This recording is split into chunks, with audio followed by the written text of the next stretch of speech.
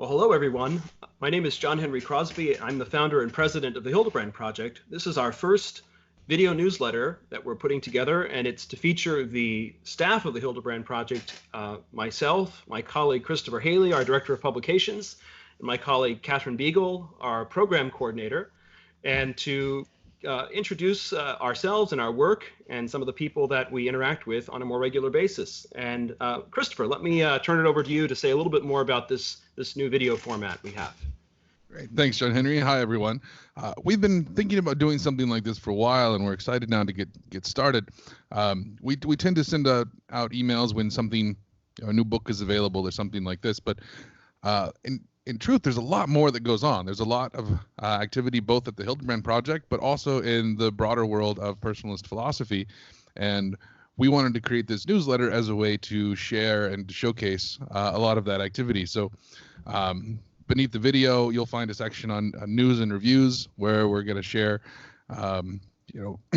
essays and articles about Hildebrand and other related topics. We'll have upcoming events. We're going to have excerpts from texts that are relevant to our work or current affairs, and just a whole wealth of information. So stay tuned for that. I hope that you find them enjoyable, and we look forward to sharing a lot more with you.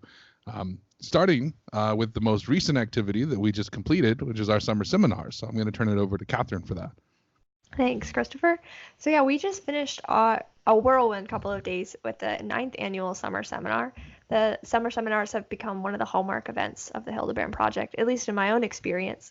But it's really crazy to see how we're here in the 9th year, which is really interesting to me. And John Henry, you were around in the beginning. How did these things get started? What was that like for you? Well, I'll tell a little bit of the story, but I'm actually going to turn it over to Christopher, who was present for the very first of those seminars. We had a student fellowship for graduate students, and we had 3 students, and Christopher was in that very first class, and the fellowship was designed for those 3 students. But then something happened, so feel like you should maybe tell that, Christopher. Well, this was a turning point for me because I think this is when I thought, like, these are the people I want to work with. So we were putting together the seminar, and it was small. It was just for 3 people, and it was starting in 2 days, I think. And I was talking with John Henry, and he said, why don't we just invite everyone? And I said, well, who do you mean everyone? He says, everyone, the whole list. The email list is 5,000 people, John Henry. He goes, well, I know, but it's short notice, and most of them aren't local, so they probably won't come. Well, what if they do? Like, I don't know.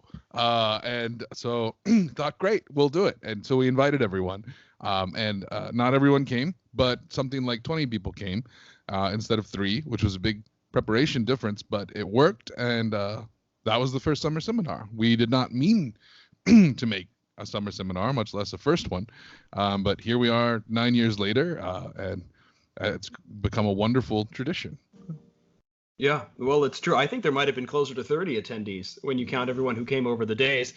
And yeah, so this approach to being both ambitious and deliberate and at the same time spontaneous is really in the DNA of the Hildebrand Project. And so this summer, we did something new again for the first time. We, in addition to the annual seminar, which is an introductory event for people of all backgrounds and interests and levels, we held our first summer residency, which was specifically for graduate students.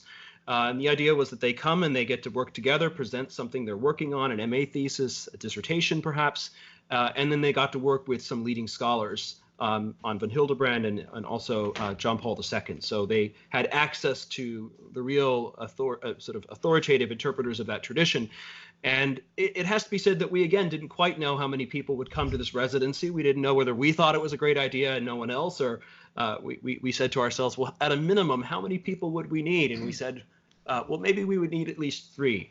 And I'm very happy to report that we had dozens of applications, and we ended up accepting 12 of them, not because we couldn't have accepted more, but because we needed to ensure that we could meet the needs of those who came. And the reports were really glowing, both from the attendees, from the faculty. Professor Joseph Seifert one of the Hildebrand's leading students who was here told us afterwards that it was the finest academic event the Hildebrand Project had ever organized, which is high praise from him. And then also the reports from the students themselves were really favorable. It wasn't just a good experience. They felt that it had absolutely helped direct them, focus them, guide them in their work. So really, really happy about the residency, which we'll continue to do. But let's talk a little bit about the seminar. This year, our theme was the care of the soul, rethinking virtue in the contemporary world. Every year we have a different theme. This was this year's theme. We thought it was a much needed contribution to the state of the world. And we really had a wonderful time. And there were some new things about the seminar, which we can talk about. We had panels instead of lectures. But what do you all think about the experience? I mean, what were the highlights in terms of, the experience, a lecture, an idea, the people who were present? What do you all think? As one of the panelists remarked at the beginning of the week, he was talking about how the need of the panels was to have friendly disagreement. And one of the panels I think embodied this the most was the panel on gender and virtue, and what does it mean to embody virtue as a man? What does it mean to live out my femininity in a virtuous way? And we wrestled with those questions a lot, and I don't know if we ever actually came to any answers. One of the things that I was talking to my colleagues about earlier was that this embodied, we could speak about these things not in direct ways, but through metaphor and through poetry and through art and through music. And I think the gender and virtue panel brought this out in a very interesting way. But the other panels were also, they took different angles on different issues as well. But I don't know, Christopher, what was your favorite part? What did you enjoy about the seminar? Well, I came to conclusions. just because you all didn't agree with me necessarily by the end of the week doesn't mean there were no conclusions, but maybe there were no consensus. Fair. On that point of consensus, that was actually probably my favorite thing about this year's seminar was actually the lack of consensus, and with the panels particularly, we would have a topic, and something as sort of broad as intellectual virtues and vices in the information age, and have 4 people speak on that. And it's not just that people gave different answers, but what I thought was very interesting was the way that people interpreted the questions and the prompts very differently. And so we got a whole range of answers and experience, and I think it really got people questioning, not just their answers to questions, but if they're even asking the right questions, which, according to some, really is the beginning of wisdom.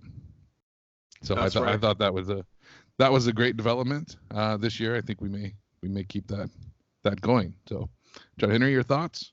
Yeah, no, I agree. The not, as you said, it's not so much that there was a lack of consensus in that there were no fundamental agreements, but in all of the specific issues that emerged, there were competing, interesting, and rich and really informative perspectives being offered.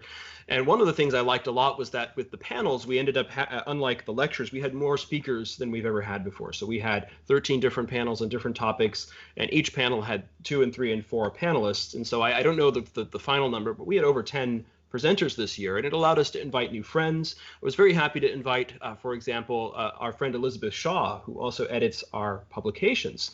And she, one point that she brought out that I really appreciated was the sort of personalist element of the Aristotelian idea of virtue, that virtues are not just sort of these fixed natures, and everyone has to live up to them, but the idea that the virtue is the perfection of your own personality, your powers and capacities.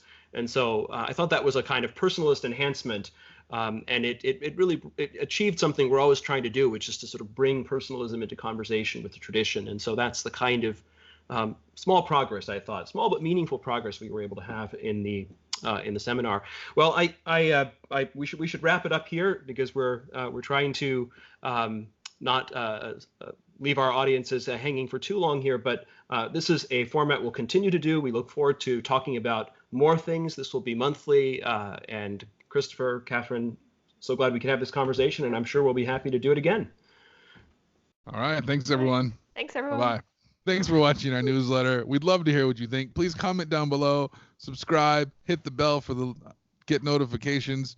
Click up here to subscribe to the email. Oh, man. to it. I think John Henry's tired. We've lost it.